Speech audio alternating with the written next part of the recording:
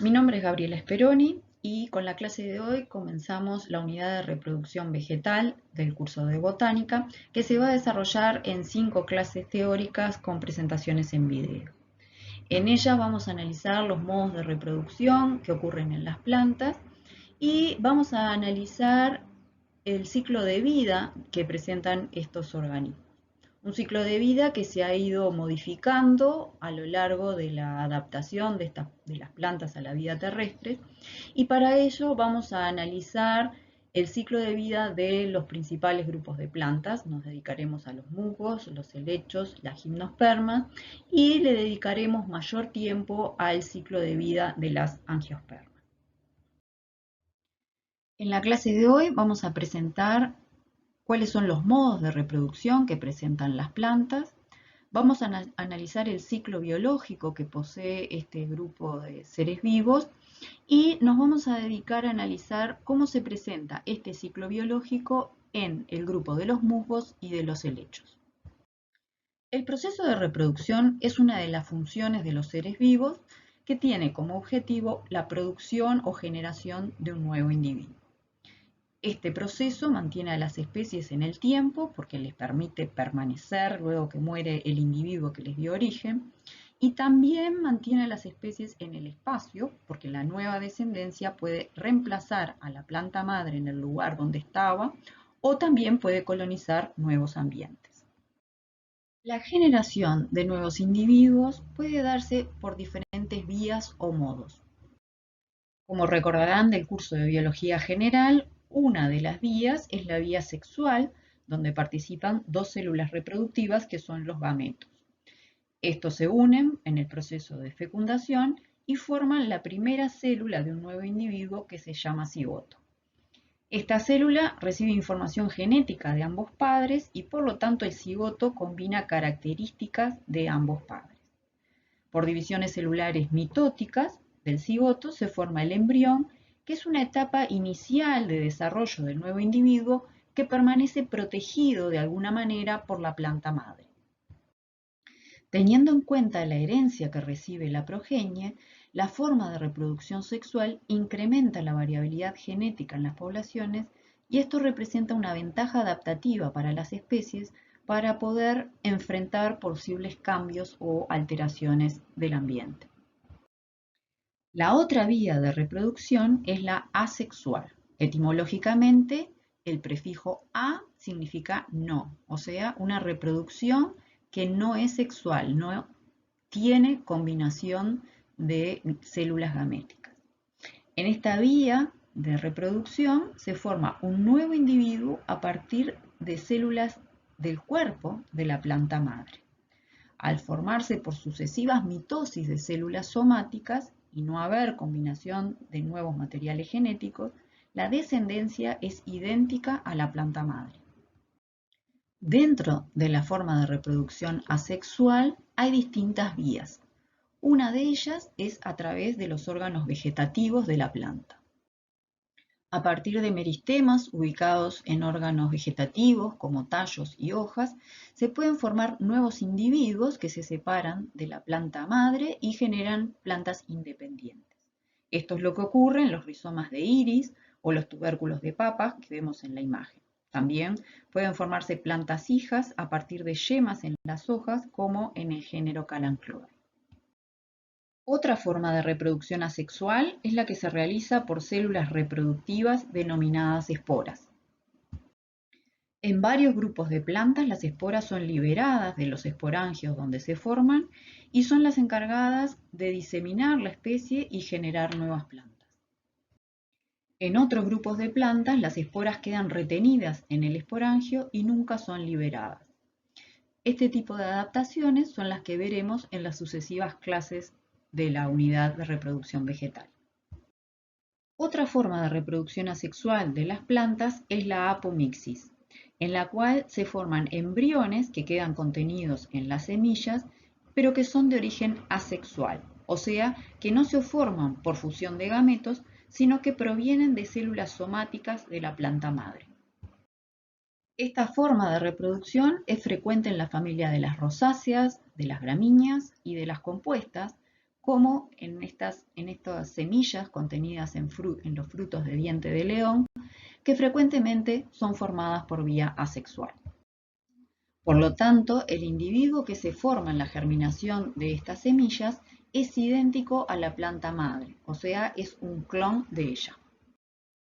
La reproducción es un proceso importante para todos los seres vivos porque, como dijimos anteriormente, le permite a la especie perpetuarse en el tiempo, dispersarse en el espacio y colonizar nuevos ambientes, y en el caso de la reproducción sexual, incorpora variabilidad genética a las poblaciones.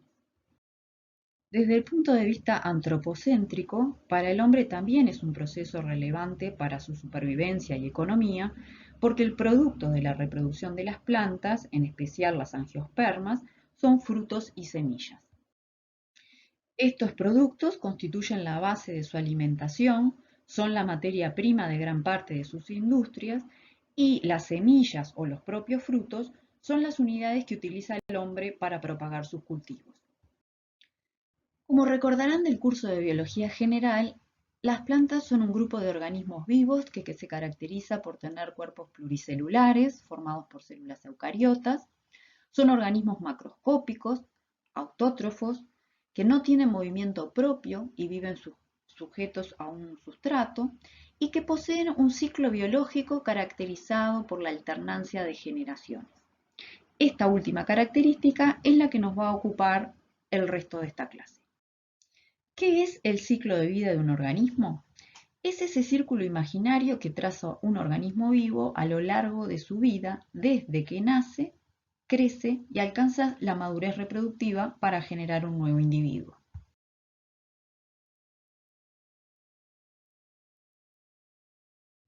El ciclo biológico que nos es más familiar es el de los mamíferos, ya que es el del propio hombre y la mayoría de los animales que el hombre cría. En este grupo de animales hay individuos pluricelulares, macho y hembra, que producen las células reproductivas llamadas gametos masculino y femenino respectivamente. Los organismos están constituidos por células diploides y los gametos que van a fusionarse en el proceso de fecundación son haploides, de modo de mantener la carga cromosómica de los padres. Por lo tanto, en los mamíferos los gametos se forman por división meiótica, que como ya estudiaron en el curso de biología general, es un proceso de división celular reduccional, donde las células hijas reciben la mitad de la carga del material genético de los padres. Una vez que se unen los gametos en la fecundación, se forma el cigoto, que combina el material heredado de ambos padres y comienza a dividirse activamente para formar el nuevo individuo. En los mamíferos hay una sola generación multicelular diploide y las únicas células haploides son los gametos originados por meiosis. En las plantas también alternan fases nucleares haploides y diploides, como en los animales, pero tienen de diferencia en que alternan dos generaciones pluricelulares en el ciclo. En las plantas hay dos tipos de células reproductivas, que son las esporas y los gametos. Ambas son haploides. Igual que en los animales, las células gaméticas son masculinas o femeninas y se unen en el proceso denominado fecundación para formar la primera célula del nuevo individuo que se denomina cigoto. Con este cigoto se restablece la condición diploide y es el cigoto que comienza a dividirse por divisiones mitóticas para formar el embrión, que es la etapa juvenil de la nueva generación diploide que en las plantas se llama esporofito. Este esporofito, como lo dice su nombre, es la planta productora de esporas. Como es una generación diploide, para formar esporas haploides, el proceso de división celular que ocurre para la formación de las esporas es la meiosis. Y por cada célula madre de esporas se van a formar 4 esporas hijas. Cada espora tiene la capacidad de germinar, o sea, de dividirse mitóticamente, para formar la nueva generación, que es un organismo multicelular haploide, que en las plantas se llama gametofito. Como lo dice el nombre, el gametofito es la planta productora de gametos. Como los gametos son haploides, la vía de formación de estos gametos es por mitosis, manteniendo el número cromosómico de la célula madre. Así queda cerrado este ciclo de vida de las plantas y vemos que alternan dos generaciones, esporofito y gametofito. ¿Qué es la generación entonces? La generación es un cuerpo multicelular que está originado por un tipo de célula reproductiva y termina dando el otro tipo de células reproductivas. En el caso del esporofito, se forma a partir de la unión de los gametos en el cigoto y termina dando las esporas, mientras que el gametofito se origina por germinación de las esporas y termina dando los gametos. Como vemos en este círculo imaginario, alternan fases nucleares, haploides y diploides, y es a eso que llamamos alternancia de fases nucleares. En la fase nuclear haploide tenemos las esporas, el gametofito y los gametos, mientras que en la fase celular diploide encontramos el cigoto, el embrión, el esporofito y las células madres de esporas. Entonces, en síntesis, en el ciclo de vida de las plantas hay dos tipos de células reproductivas que son los gametos y las esporas, ambas haploides. Alternan dos generaciones llamadas gametofito y esporofito y alternan fases nucleares que son haploide y diploide. Los gametos se denominan anterozoides, los gametos masculinos, y oósfera, el gameto femenino, y son originados ambos por mitosis. Las esporas son originadas por meiosis. Este ciclo biológico que hemos descrito caracteriza a todas las plantas terrestres o embriofitas que vemos representadas en este árbol filogenético.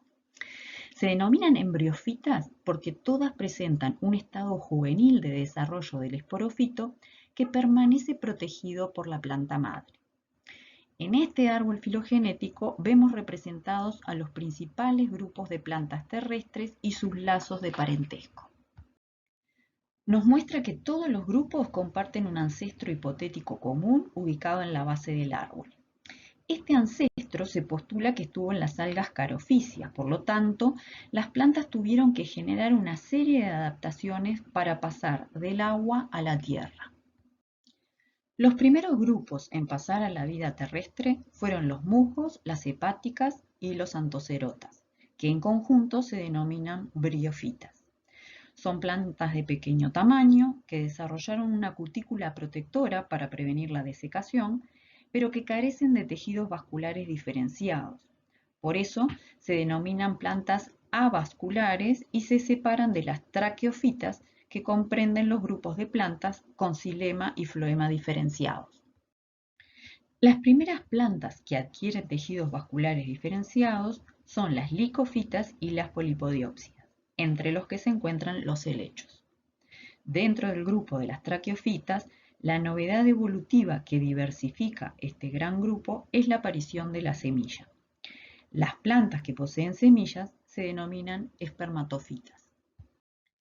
Dentro de las espermatofitas encontramos dos grandes grupos que son las gimnospermas y las angiospermas. La división entre ambos grupos está dada por la presencia de semillas recubiertas por hojas modificadas, llamadas carpelos en las angiospermas, mientras que en las gimnospermas carecen de hojas carpelares y se dice que las semillas son desnudas. Estas características que hemos descrito para los grandes grupos de plantas terrestres son las principales novedades evolutivas que se ubican en los nodos de este árbol filogenético. Pero una de las características que las plantas han ido modificando para adaptarse a la vida terrestre es su ciclo de vida.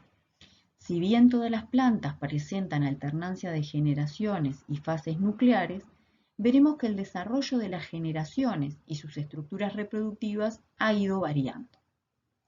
En las sucesivas clases de la unidad de reproducción vegetal, veremos cómo se ha ido modificando el ciclo biológico desde los musgos, en los helechos, en las gimnospermas, hasta llegar a las angiospermas. Los musgos son un grupo de plantas de pequeño porte que habitan lugares sombríos y húmedos porque si bien han adquirido una cutícula protectora que los protege de la deshidratación, no poseen tejidos vasculares que les permitan alcanzar mayor tamaño y además dependen del agua para la reproducción sexual, como veremos más adelante. En los musgos, la generación que domina es el gametofito y son las plantas de musgos que nosotros observamos macroscópicamente creciendo en lugares húmedos y sombríos. Esta generación, que es la de mayor desarrollo y permanencia en el tiempo en este grupo de plantas, tiene estructuras reproductivas que se llaman gametangios, donde se formarán los gametos. Los gametangios, donde se forman los gametos femeninos, se denominan arquegonios. Los arquegonios tienen la forma que vemos en estos esquemas de la imagen, con una forma de botellita, con una base ensanchada, que es justamente donde se origina el gameto femenino, la ófera, y una porción extendida hacia arriba que se llama cuello del arquegonio. Por cada arquegonio se forma un único gameto femenino u ósfera. Los gametangios masculinos se denominan anteridios, tienen forma globosa, como vemos en la imagen, y dentro de cada anteridio se forman múltiples anterozoides. Los anterozoides son móviles, son flagelados y van a tener que desplazarse hasta los arquegonios. Los flagelos de los anterozoides le permiten nadar por una película de agua y llegar a los arquegonios. Los anterozoides entran por el cuello del arquegonio, orientados quimiotrópicamente por sustancias segregadas desde el arquegonio, y llegan hasta el vientre, donde se encuentra la ósfera para producirse la fecundación. El cigoto se forma bien dentro del vientre del arquegonio y allí comienzan las divisiones mitóticas para formar el esporofito. Por lo tanto, el esporofito en los musgos se forma sobre el gametofito. El esporofito de los musgos son los filamentos amarronados que aparecen sobre los gametofitos de los musgos. Este esporofito tiene una estructura muy simple y de corta duración. Está formado por un filamento llamado seta o seda y tiene una parte basal que se introduce en el gametofito para nutrirse de él. En la parte apical de la seta se forma el esporangio de este esporofito que se denomina cápsula. Dentro de la cápsula se formarán las esporas. En las fotografías de la derecha vemos imágenes de microscopio electrónico de barrido del esporangio o cápsula. Dentro de la cápsula están las células madres de esporas, que son diploides, y se dividen por meiosis para formar las esporas haploides. Cuando las esporas están listas para la liberación, la cápsula se abre por efecto de la deshidratación y las esporas son liberadas al medio. Las esporas representan la diáspora de este grupo de plantas. Llamamos diáspora a la estructura que se separa de una planta para realizar la dispersión. Las esporas, que vemos en la imagen del medio, llevan en su interior la célula haploide generada en la meiosis y están recubiertas por una cubierta protectora resistente que las protege durante la dispersión. Cuando las esporas encuentran las condiciones apropiadas para la germinación, se hidratan y la célula que está en su interior comienza a dividirse para formar el gametofito pluricelular. En los musgos, el gametofito tiene una primera fase de desarrollo que es filamentosa, como vemos en la imagen. Inicialmente es un alineamiento de células que se ramifican, llamado protonema. Luego se desarrollan sobre el protonema yemas que darán la típica plantita de musgo que vemos macroscópicamente y que forman los característicos colchones de musgos que encontramos en zonas sombreadas y húmedas habitualmente en nuestro entorno. El ciclo de vida de los musgos entonces se caracteriza por tener una generación gametofítica dominante, o sea que tiene mayor desarrollo en el tiempo y en el espacio, y que está representada por el protonema filamentoso y las plantitas de musgo que se desarrollan sobre él. El esporofito, la generación diploide, es de menor desarrollo, está constituido por el pie, la seta o seda y la cápsula, que es el esporangio de este esporofito, y depende nutricionalmente del gametofito. Se desarrolla sobre el gametofito y se nutre del gametofito. La reproducción sexual depende del agua para la fecundación y para ello tiene anterozoides flagelados con movilidad propia.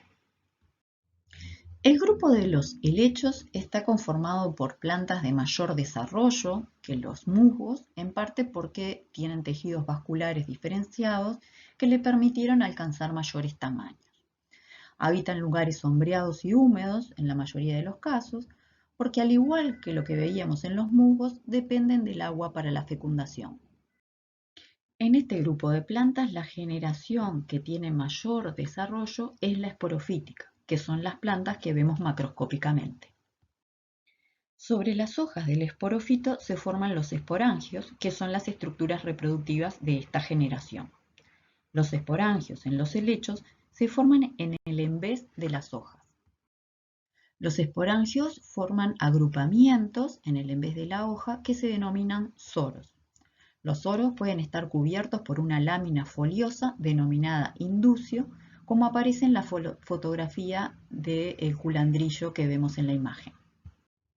La forma y disposición de los soros en las hojas de los helechos es muy variable y es una de las características que se utiliza para la clasificación e identificación de las especies de helechos.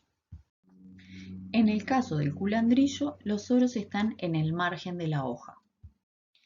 A la derecha de esta imagen vemos fotografías de soros en microscopio electrónico de barrido que nos permiten observar en forma ampliada la estructura de los esporangios. Los esporangios tienen un pie filamentoso que los une a la lámina de la hoja y una parte apical globosa donde están las células madres de esporas que son diploides. Cada una de esas células madres de esporas se dividen por meiosis y origina 4 esporas haploides. Cuando las esporas están maduras, los esporangios se deshidratan y liberan las esporas. En la apertura de cada esporangio participa una hilera de células especializadas con paredes engrosadas llamada anillo, y las esporas son liberadas y dispersadas por el viento.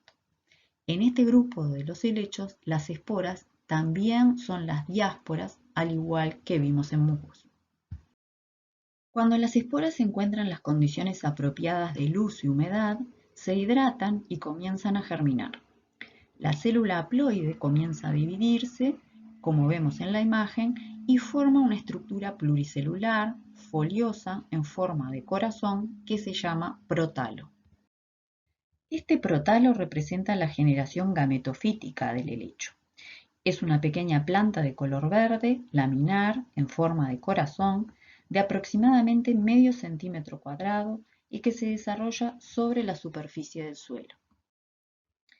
Tiene rizoides, que se señalan en la imagen, por donde absorbe el agua y los nutrientes y realiza su propia fotosíntesis. Por lo tanto, es una generación independiente nutricionalmente.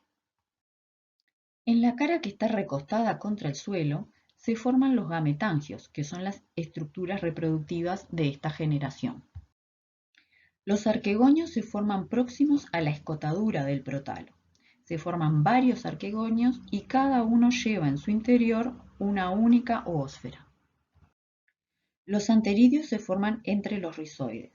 También se forman varios anteridios por protalo y cada uno forma numerosos anterozoides en su interior. Tanto oósfera como anterozoides se forman por mitosis dentro de sus respectivos gametangios. Los anterozoides son flagelados y necesitan de una película de agua para desplazarse hasta los arquegonios una vez que son liberados al exterior desde los anteridios. Los anterozoides nadan hacia los arquegonios y dentro de los arquegonios ocurre la fecundación y formación del cigoto, con lo que se restablece la condición diploide.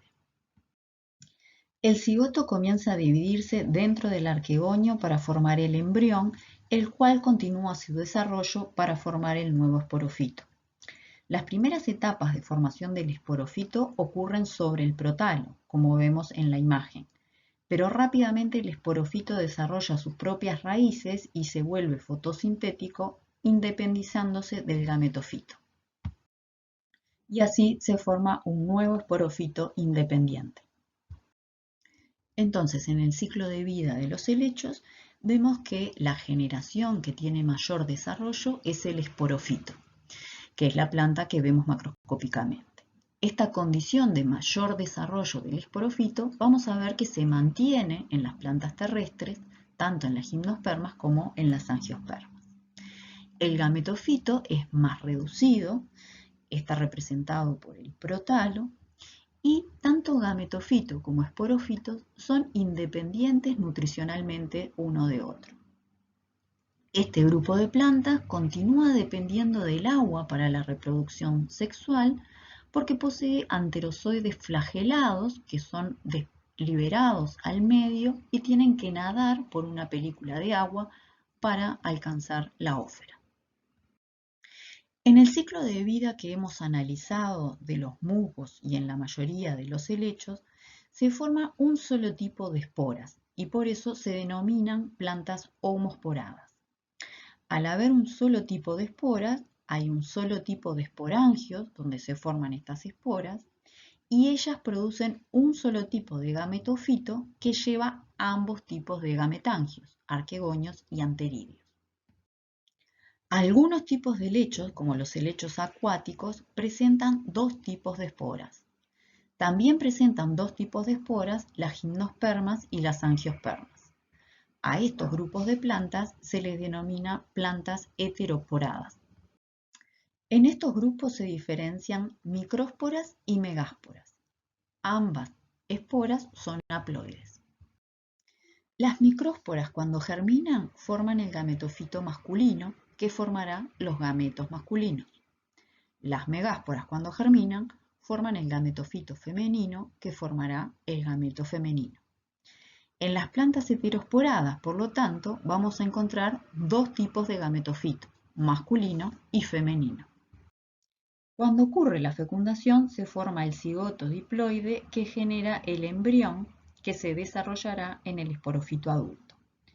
El esporofito tendrá como estructuras reproductivas microesporangios y megaesporangios separados para formar ambos tipos de esporas.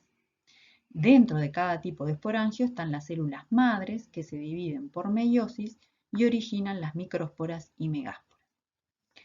Como se observa en la imagen, la heterosporia produce una bifurcación del ciclo de vida. En las próximas clases analizaremos el ciclo biológico de las gimnospermas y las angiospermas y veremos qué estructuras representan cada generación y cómo se han ido modificando en ambos grupos. Los conceptos que hemos visto en la clase de hoy sobre características del ciclo biológico de las plantas, el ciclo biológico de musgos y de helechos, los tienen disponibles para su lectura en los capítulos 29 y 30 del texto de biología de Campbell y Rees.